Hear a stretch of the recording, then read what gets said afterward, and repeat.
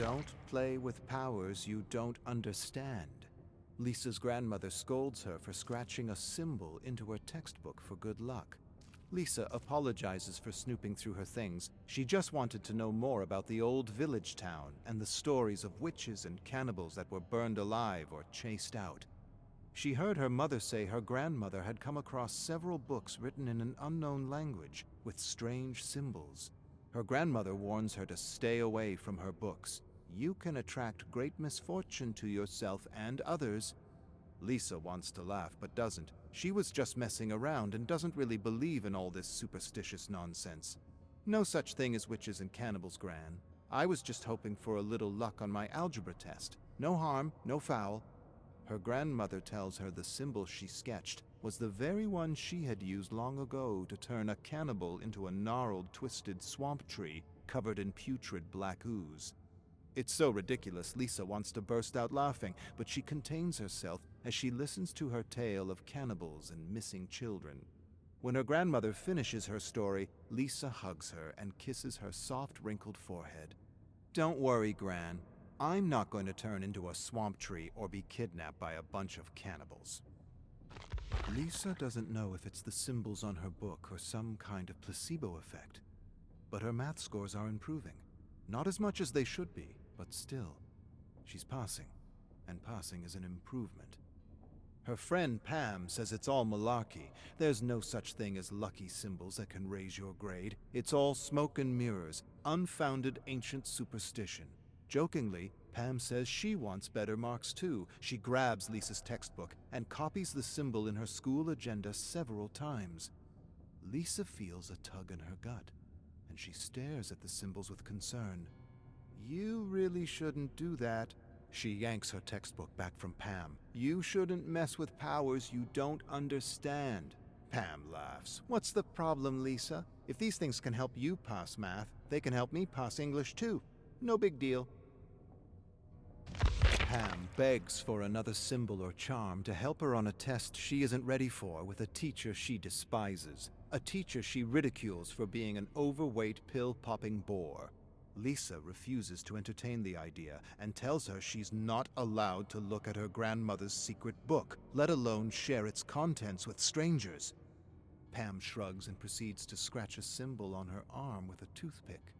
She asks if Lisa heard what happened to the woman near the school. Lisa shakes her head.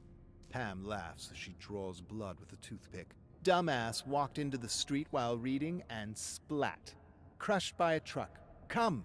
She flicks the toothpick to the ground, grabs Lisa's wrist, and leads her to a road a few blocks from the school. Lisa covers her nose and can smell the fermenting human fluids in the cracks of the pavement. Pam points out bloodstains and clumps of hair in the road and makes jokes at the dead girl's expense. Lisa grabs her wrist angrily. You mustn't laugh at the dead. Pam yanks her wrist away. Stop being creepy, Lisa. It's not like she's still around to get offended. Besides, your symbols got me covered with all kinds of luck. Lisa stares at Pam's arm with concern and hopes the dead girl's spirit didn't take offense.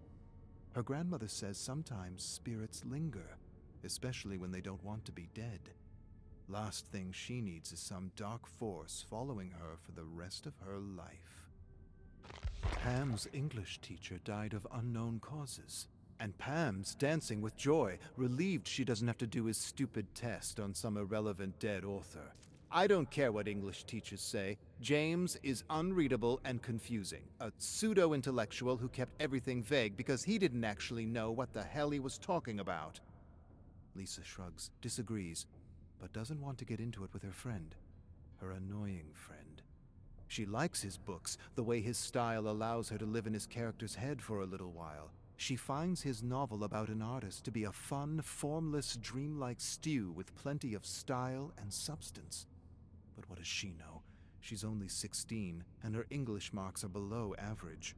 Pam hoots and hollers, and with a mischievous smile, she reveals a hand covered with ink-smudged symbols. Best luck in the world. No test, no lardass, no dead authors for the rest of the year. Thanks, Lisa. Lisa stares at the symbols on her hand and wants to yell at her for being so careless with things they both don't fully understand. She closes her eyes and hopes her English teacher wants to be dead and that he isn't lurking about. The class is at the funeral out of respect for their beloved English teacher.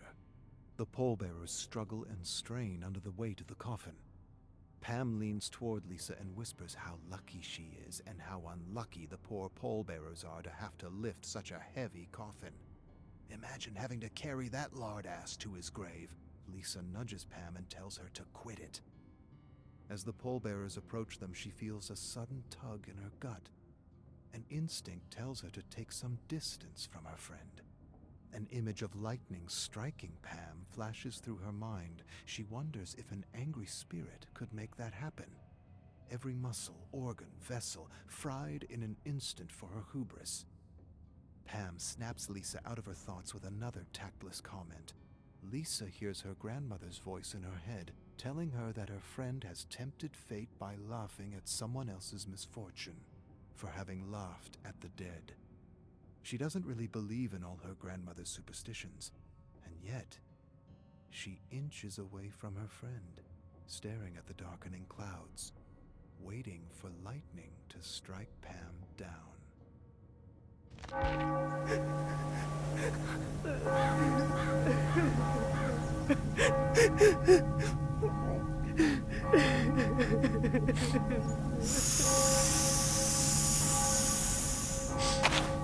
Hey.